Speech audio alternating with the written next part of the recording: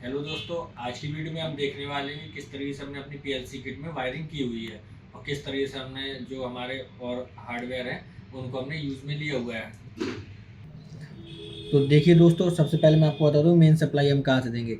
देखिए, हमने अपनी पीएलसी किट को सप्लाई देने के लिए यूज़ किया है इस तरीके का सॉकेट, जिसमें हम यूज़ कर रहे हैं इस तरीके ये वायरिंग।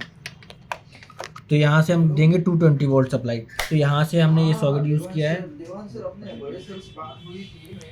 अभी देखिए, यहाँ पे हमने यहाँ से वायरिंग ली है। तो सबसे पहले हमारा 220 वोल्ट आया है हमारी एमसीबी पे।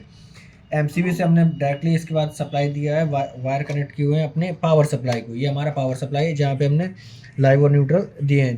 तो ये हमने इसलिए यूज़ किया है इसमें क्योंकि हमको फ्लक्चुएशन से बचाता है। दूसरी चीज़, हमको क्या होता है 220 वोल्ट से 24 वोल्ट सप्लाई देगा, में कन्वर्ट करके डीसी देगा। तो ये फिर इससे हमने क्या बोलते हैं जहाँ जहाँ भी हमको जिस डिवाइस में 24 वोल्ट, तो देखिए ये रिले से हमने आउटपुट निकाले हुए हैं इधर पे इन कनेक्टर्स में। तो जब भी हमको कोई भी अगर एक्सटर्नल कोई भी ऐसा अपने को इलेक्ट्रॉनिक डिवाइस कनेक्ट करना है, यूज़ करना है, तो हम इनके थ्रू यूज़ कर सकते हैं। अभी मैं बात करता हूँ आपकी, देखिए ये हमारे एलईडी इंडिकेटर की। तो जो भी हमारे ये इसके वायर हैं आउटपुट के, ये सारे वायर हमने इंडिकेशन के लिए 8 ये एलईडी लैंप यूज़ किए हुए हैं, जिनको हमने कनेक्ट किया है पीएलसी के आउटपुट टर्मिनल से यहाँ पे। तो ये 1 बाय 1 हमने कॉमन दिया हुआ है, और उसके अंडर में जितने भी ग्रुप में आउटपुट हमको मिलते हैं पर्टिकुलर एक कॉमन के अंदर, वो हमने अपने लैंप से कनेक्ट किए हुए हैं, और यहाँ पे हमने रिले से कनेक्शन किए हुए हैं। अब हम बात करते हैं, देखिए हमने एक एक्सटेंशन मॉड्यूल भी यूज़ किया हुआ है, जिसको सेम इस टाइप का पोर्ट हमने पीएलसी में हमको मिल जाता है, जिसमें हमने उसका कनेक्शन किया हुआ है।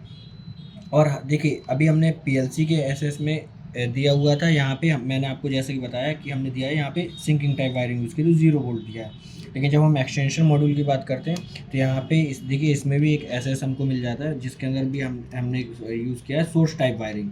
तो इसमें हमने दिया हुआ है पॉजिटिव, और उसी के साथ हमने इस पर हमने जो एक्सटेंशन मॉड्यूल है उस पर हमने कनेक्ट किया हुआ है अपने ये प्रॉक्सिमिटी सेंसर, ये इसकी वायरिंग। तो इसकी जो वायर है वो आके कनेक्ट है हमारे इस पे, ये इधर पे देखिए आप ये 2 वायर देख पा रहे हैं, ये हमारे इन्हीं 2 सेंसर से कनेक्ट हुए हुए हैं, जो यहाँ पे एक्सटेंशन मॉड्यूल में ये 2 कनेक्ट हैं यहाँ। तो देखिए दोस्तों, ये हमारी पीएलसी है। तो सबसे पहले मैं आपको इनपुट वायरिंग एक्सप्लेन करूँगा, उसके बाद हम ले चलेंगे आउटपुट वायरिंग की तरफ।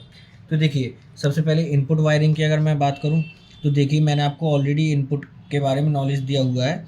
तो सबसे पहले एल एन मीन्स पीएलसी को पावर देने के लिए हमने दिया है मेन फेज 220 वोल्ट, ठीक है, नेगेटिव यहाँ पे, और ये लाइव फेज। तो ये हमारा पावर सप्लाई है, जिससे हमने 220 वोल्ट को 24 वोल्ट डीसी में कन्वर्ट करके हमको देता है। तो यहाँ पे हमने एल एन यहाँ से लिया हुआ है, जो हमने यहाँ पे एल एन कनेक्ट किया हुआ है। फिर ये हमारा हमने एनकोडर डिवाइस यूज़ किया है, तो इसको हमने इसके इनपुट में कनेक्ट किया हुआ है। तो देखिए इसको हमने दिया है 24 वोल्ट। तो 24 वोल्ट हमको देना था। तो देखिए हमने पीएलसी में हमारे इनपुट में हमको मिल जाता है यहाँ पे 24 वोल्ट प्लस 0 वोल्ट।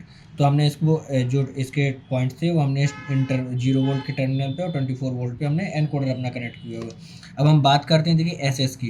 तो इन सभी में इनपुट में हमने यूज़ किया है सिंकिंग टाइप वायरिंग। तो इसकी वजह से हमने एसएस को दिया है निगेटिव, मीन्स 0 वोल्ट अपने पावर सप्लाई से। अब यहाँ से देखिए हम बात करें तो X0 हमने पे एनकोडर का आउटपुट कनेक्ट किया हुआ है, जो इसको इनपुट देगा।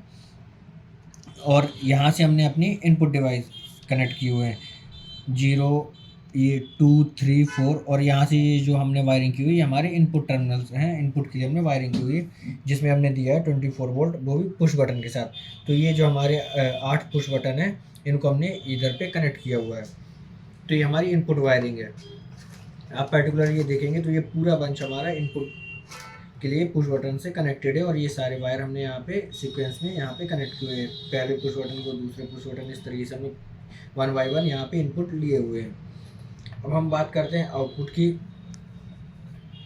तो देखिए आउटपुट में हमने कॉमन पे दिया हुआ है 24 वोल्ट। बाकी जो हमारी ये एक जो हमने आउटपुट लिए हुए हैं, ये पर्टिकुलर हमारे कनेक्टेड है इन रिले से, ताकि, और रिले हम इसलिए यूज़ कर रहे हैं ताकि हमको कोई भी अगर और डिवाइस बाहर से कनेक्ट करना है तो उसके लिए हम रिले के थ्रू कनेक्ट कर सकते हैं।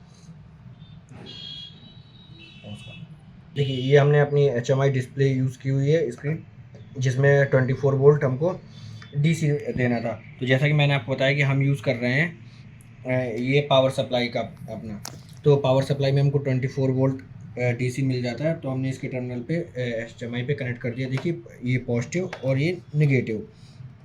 बाकी हमारा ये ईथरनेट पोर्ट है, तो जिसमें हमने ईथरनेट केबल का यूज़ करके PLC से कनेक्शन इस्टेब्लिश किया है इस राउटर के थ्रू, जिसमें हमको ये स्विच मिल जाता है, जिसमें मल्टीपल हमको ईथरनेट पोर्ट मिलते हैं, जिससे हम कनेक्शन बना सकते हैं। यहाँ पे देखिए हमने यूज़ किया है ये हमारा अलार्म, जो 24 वोल्ट पे चलेगा और हमको इंडिकेट करेगा। तो इसके हम पॉजिटिव नेगेटिव 24 वोल्ट DC हमने दिया हुआ है।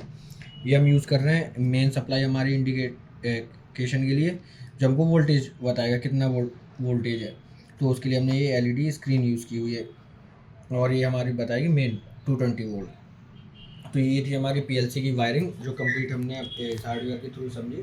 बाकी देखिए आउटपुट में हमने जैसे कि सर्वो मोटर यूज़ किया हुआ है, एनकोडर का मैंने आपको ऑलरेडी एक्सप्लेन किया हुआ है, हमारे स्टेपर मोटर।